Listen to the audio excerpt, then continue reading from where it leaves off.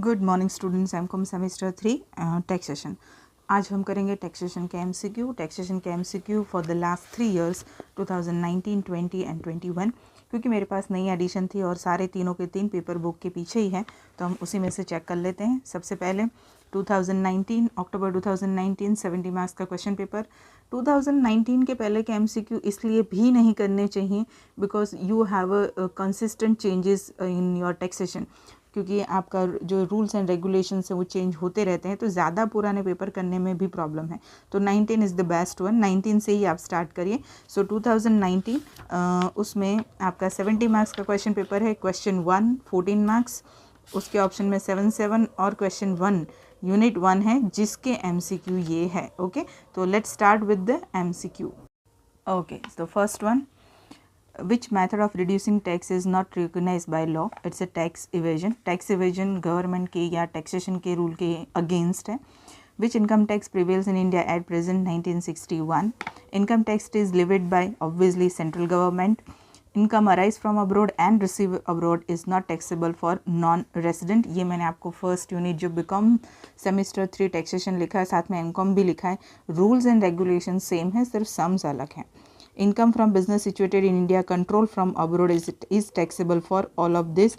भारत में बिजनेस है, आप भारत में से इनकम जनरेट कर रहे हैं, लेकिन अगर अब्रॉड में टैक्सेबल है फिर भी वो सभी के लिए whether it is resident, non resident and ordinary resident, सभी के लिए टैक्सेबल है, क्योंकि वो बिज़नेस भले ही अब्रॉड से कंट्रोल हो रहा हो, लेकिन आप कमा तो इंडिया के सोर्स से ही है। Taxability of an income is decided on the basis of everything: residential status, types of income और time, कितने दिन यहाँ पर रहा है, कितने घंटे यहाँ पे रहा है, वो भी काउंट होता है। Question 2 that is your second unit, उसके MCQ। Entertainment allowance received by non government employees tax free up to, नहीं, वो टैक्स फ्री नहीं है, वो टैक्सेबल है। नॉन गवर्नमेंट एम्प्लॉय यानी प्राइवेट एम्प्लॉय, और entertainment allowance is taxable. Pension received after retirement is taxable as salary income, क्योंकि pension किस वजह से मिली है? Because you once upon a time you had an employment, तो वहाँ से रिटायरमेंट होने के बाद आपको पेंशन मिले तो उसी के टाइटल अंडर आता है। Training expense of employee paid by employer is tax free for all types of employee, क्योंकि ट्रेनिंग देना it's a future benefit for the employer. तो tax is not included in income from house property, तो ये सारी चीज़ें income from house property में included नहीं है। फार्म हाउस ले लो, आपका ट्रेड यूनियन का असेट्स ले लो, या फिर आपकी यूनिवर्सिटी, ओके, क्योंकि university is education institute. Number 5, net annual value, answer is this, बहुत बार रिपीटेडली पूछा गया एमसीक्यू है। Gross annual value minus municipal tax paid by the landlord, okay.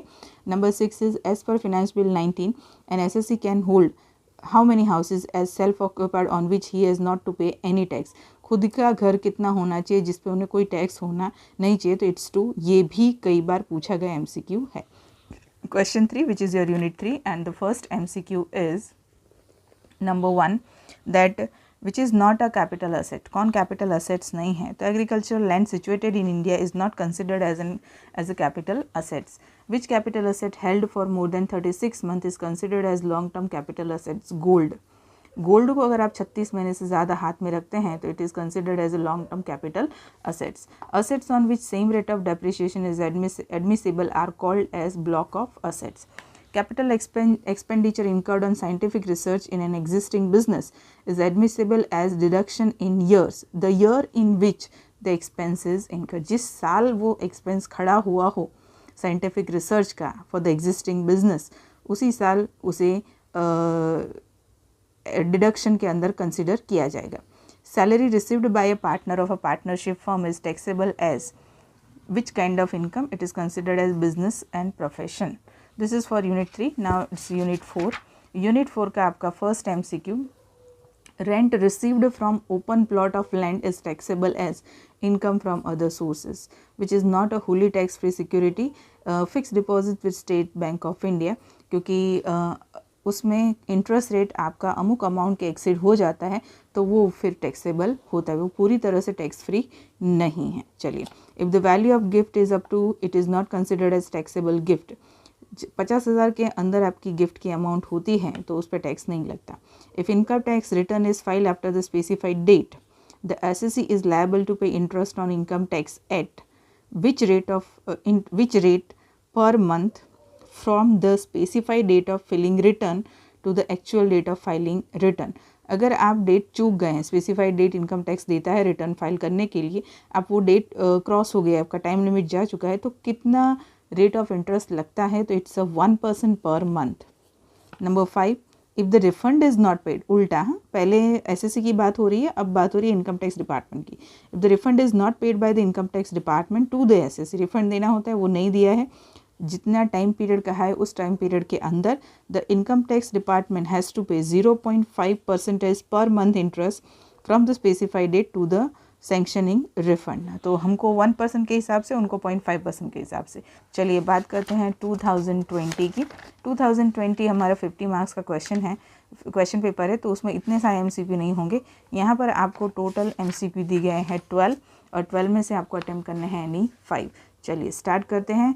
Ahmedabad citizen Shri किरीट भाई is 77 years old for the assessment year 2021. His annual income is 15 lakh. Find out his total income tax liability as per old tax regime.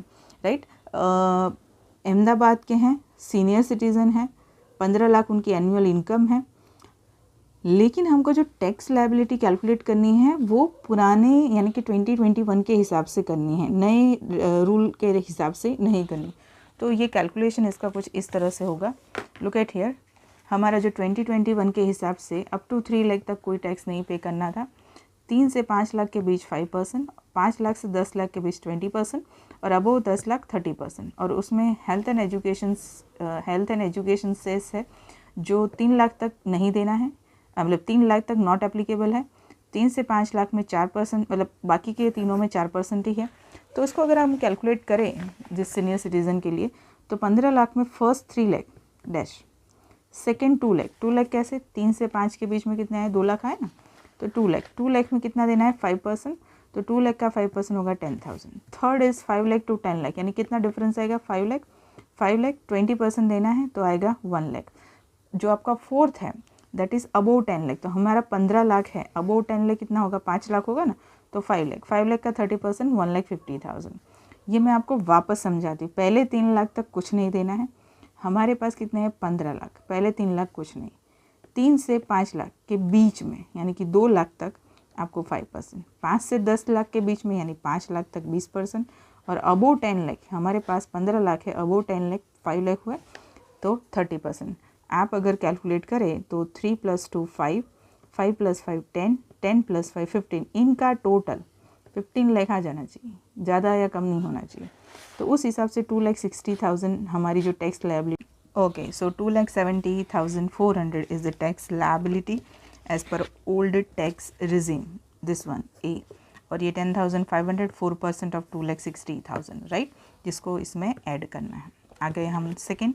Induban got profit 1 lakh on sale of assets situated in America, out of which 75% amount received in Ahmedabad. Ahmedabad में 75% amount मिली है, तो याद रखिए कि 75,000 1 लाख का जो हर एक के लिए टैक्सेबल होगा, whether it is ordinary resident, resident and non resident.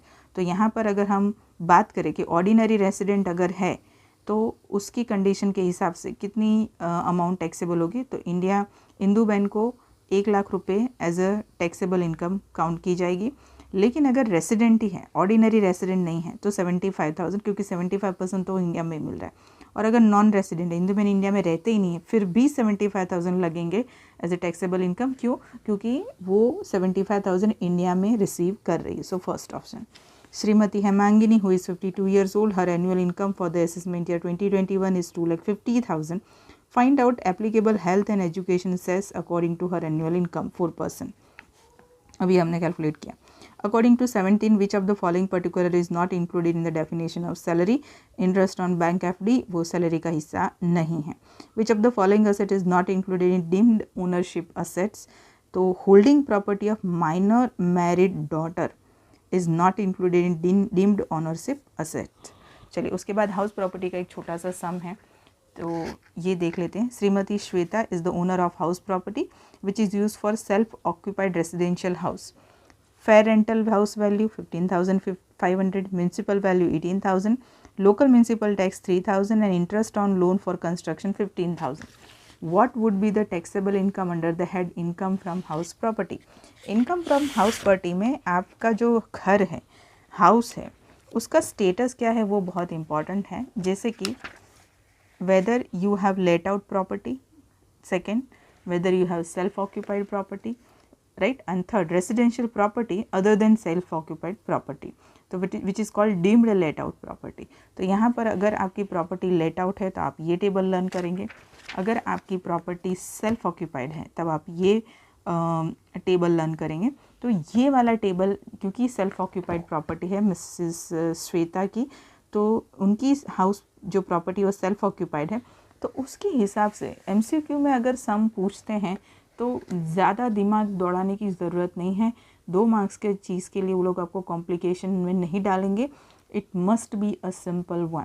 तो ये टेबल में देखिए ग्रॉस एनुअल वैल्यू 0 ही लिखनी है, लेस लोकल टैक्स वो भी 0, यानी आपका नेट एनुअल वैल्यू 0 ही आएगा. उसमें से 2 चीज़ें माइनस करनी, एक स्टैंडर्ड डिडक्शन जो सेल्फ ऑक्यूपाइड प्रॉपर्टी में स्टैंडर्ड डिडक्शन माइनस नहीं करते हैं. तो बचा का इंटरेस्ट ऑन बोरोड कैपिटल. हमारे पास है interest on borrowed capital, yes, interest on loan for construction which is 15,000, यानी एक ही चीज़ माइनस करनी है 15,000, यानी ये 0 0 0 ये तो एप्लीकेबल नहीं है. तो यहाँ पर मैं 15,000 माइनस करूँगी तो आगे माइनस आएगा. तो माई आंसर इज़ -15,000. तो इसमें ऑप्शन में -15,000 है. Yes, so this is the right answer, -15,000, right? So remember the table, okay? Which of the following asset is not considered as capital assets?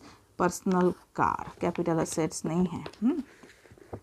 Which of the following expenses are inadmissible in context to income from business? Here it is income tax. ये जो खर्चे हैं which is inadmissible in context to income from business. 9th, asset which is acquired and put to use for less than 180 days during the previous year, depreciation shall be restricted of normal rate, 50% depreciation. Which of the following income is not included under income from other sources? Income from land, apartment, building. As per section 208, the liability to pay advance tax arises when the tax liability of assessee in the financial year exceeds which of the following amount? नीचे में से कौन सी amount को exceed करेंगे तब किसी SSC की जो लायबिलिटी टैक्स लायबिलिटी है वो टू पे एडवांस टैक्स की होती है, that is 10,000. When payment of tax by the SSC is more than the defined liability, under which section interest on additional payment of tax is paid by the government? Under section 244A. So this 12 MCQ for the year December 2020. अब बात करते हैं the last one which is Gujarat university November 2021 paper. Okay चलिए start करते हैं 50 marks question paper. या the first, income arise from abroad and received also outside India is taxable for ordinary resident. Ordinary resident के लिए वो taxable पे रहेगी, भले ही कहीं मिले और कहीं से भी आए. Income arise from India but received outside India is taxable for, सबके लिए. अराइज इंडिया में हुई ना तो सबके लिए, resident, ordinary resident, non resident, यानी कि all of this. Liability of an income is decided on the basis of all of this. Types of income, residential status and assessee. ये भी repeated है. Which is assessed as income from house property? Self-occupied house. Net annual value, gross annual value minus municipal tax. ये भी दोबारा आया. An assessee can hold houses, 2 houses. ये भी दोबारा आया. Admissible depreciation is considered as a 50%. उल्टा कर दिया MCQ. आंसर में 50% था, आगे ही था. एंड आपसे पूछा गया था कितने दिन के लिए, ये रहा 180 डेज लेस देन एंड 50%, है ना. तो 50% आंसर था, यहाँ पर 50% है और आंसर आएगा 180 days. When salary paid to a partner by a partnership firm is an admissible expense for the firms, then salary received by the partner is assessed as income from business and profession.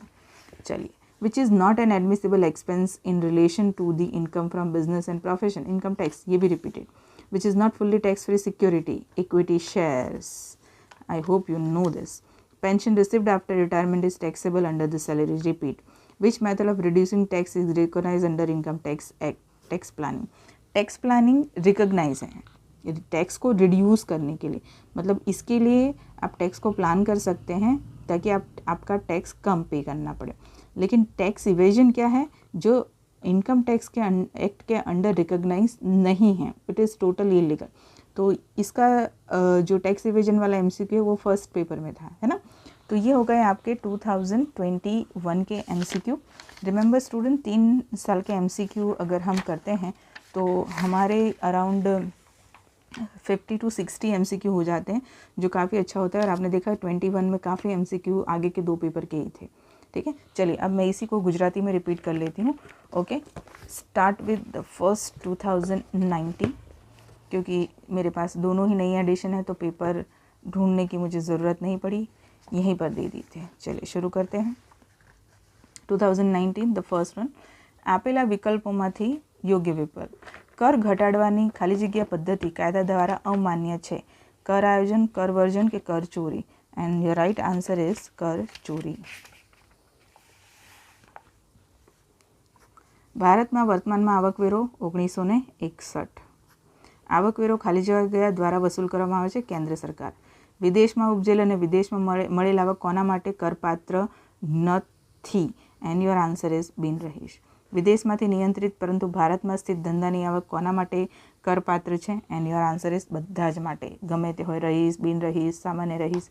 આવકની કરપાત્રતા કોના આધારે નક્કી થાય છે? આ બધા જ, રહેઠાણનો દરજ્જો, આવકનો પ્રકાર અને સમય.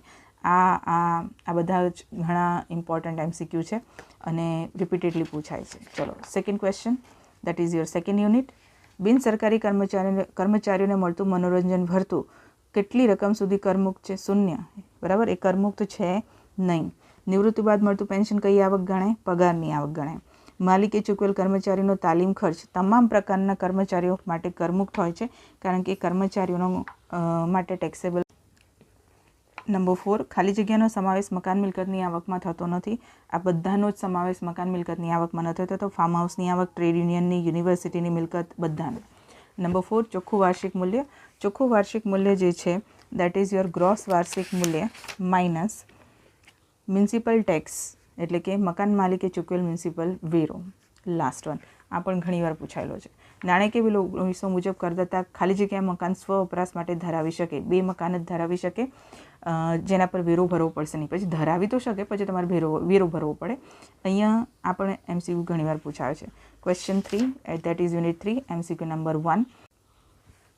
ખાલી જગ્યાએ મૂડી મિલકત નથી. ભારતમાં આવેલી ખેતીની જમીન, તમારો જે આ કવાળો જે છે, ભારતમાં આવેલી ખેતીની જમીન એ મૂડી મિલકત નથી. ખાલી જગ્યા મૂડી મિલકત 36 માસથી વધુ સમય માટે ધારણ કરેલ હોય તો એ લાંબા ગાળાની મૂડી મિલકત કહેવાય. સોનું. જે મિલકતો પર મજરે મળવાપાત્ર ઘસારાનો દર એક સરખો હોય એને કઈ મિલકતો કહેવાય છે?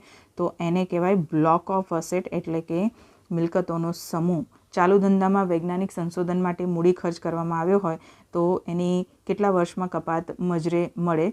તો તમારો આન્સર આવે છે કે જે વર્ષમાં ખર્ચ કરેલ હોય તે. ભાગીદાર પેઢીમાં ભાગીદારને મળેલ પગાર કઈ આવક કહેવાય? તો એ આવક કહેવાય ધંધા અને વ્યવસાયની. Okay, so question 4, unit 4, the first one. ખુલ્લી જમીનનું ભાડું કયા શીર્ષક હેઠળ કરપાત્ર છે? અન્ય સાધનોની આવક. સેકન્ડ, વિચ ઇઝ કયું સંપૂર્ણપણે કરમુક્ત જામીનગીરી નથી?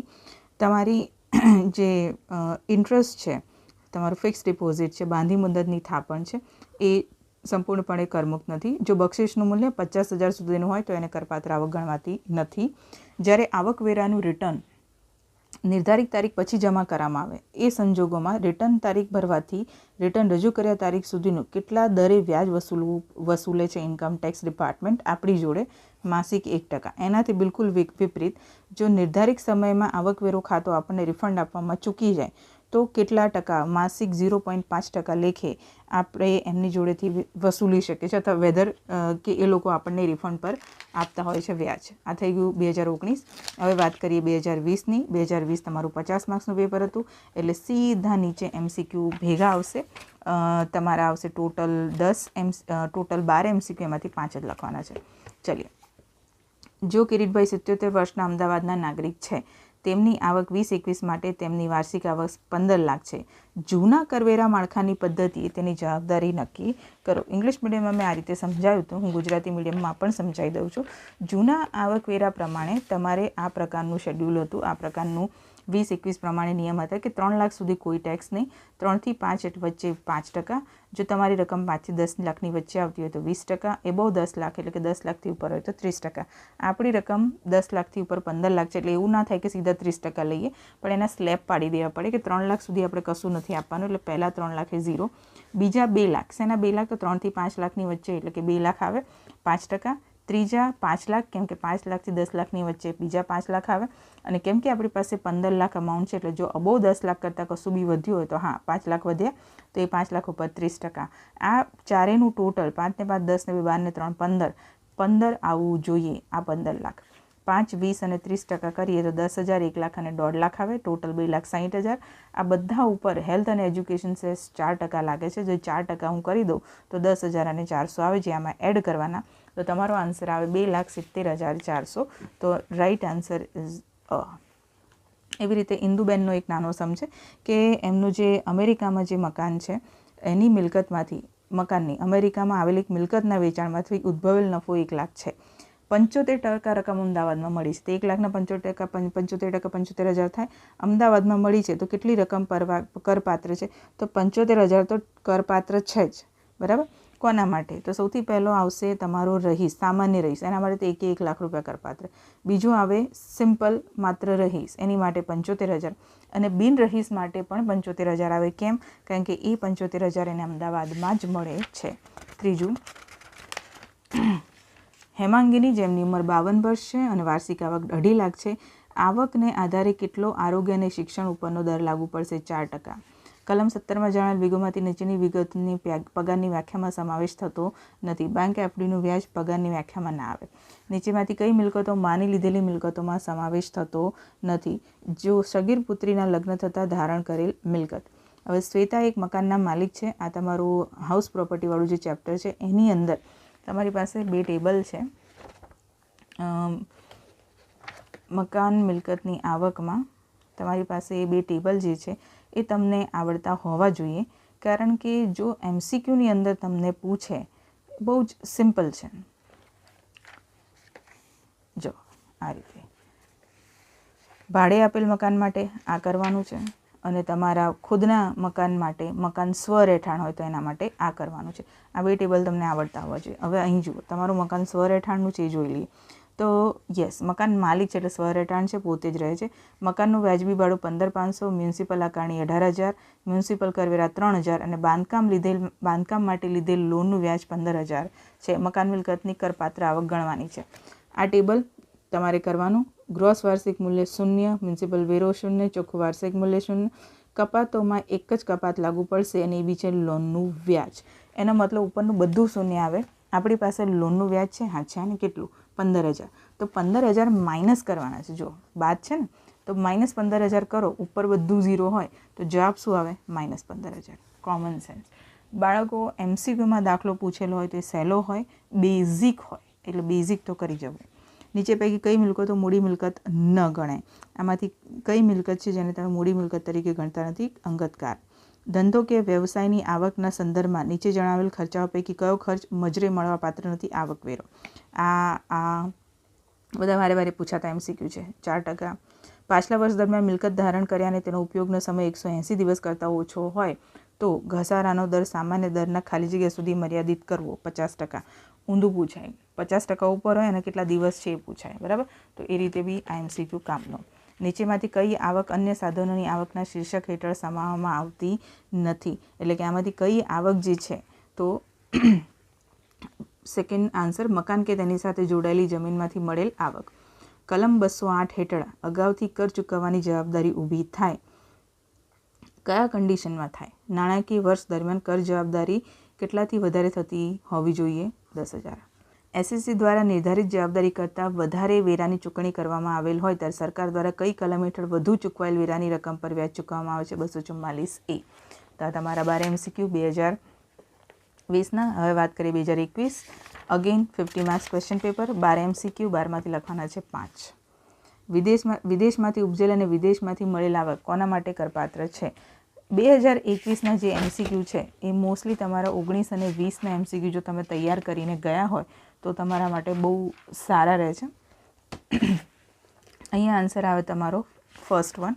કે વિદેશમાંથી ઉપજેલ અને વિદેશમાં જો તમને આવક મળી હોય તો એ તમારી સામાન્ય રહીશ માટે કરપાત્ર ગણાય. ભારતમાં ઉપજેલ અને વિદેશમાં મળેલ આવક એ કોના માટે કરપાત્ર છે? બધા જ માટે, કારણ કે ભારતમાં ઉપજેલ છે. આવકની કરપાત્રતા કોના આધારે નક્કી કરવામાં આવે છે? આ બધાના આધારે. વારે વારે પૂછાનારા MCQ. કોની આકારણી મકાન મિલકતની આવક તરીકે થાય છે? તો અહીંયા તમારો જવાબ આવ્યો સ્વરેઠાણનું મકાન. હમણાં આપણે ગણતરી કરી. ચોખ્ખું વાર્ષિક મૂલ્ય વારે વારે પૂછાતો MCQ. ગ્રોસ વાર્ષિક મૂલ્ય અને મકાન માલિકે ચૂકવેલ મ્યુનિસિપલ વેરો માઇનસ કરવાનું. પાછલા વર્ષ 20-21 માટે કેટલા મકાન સ્વ વપરાશ માટે એ ધરાવી શકે છે? 2. જો પાછલા વર્ષ 20-21 દરમિયાન ધંધાકીય મિલકતનો ઉપયોગનો સમય કેટલા દિવસ કરતાં ઓછો હોવો જોઈએ? 180. આ આપણે 50% આન્સર હતો. આગળ જ MCQ આવે.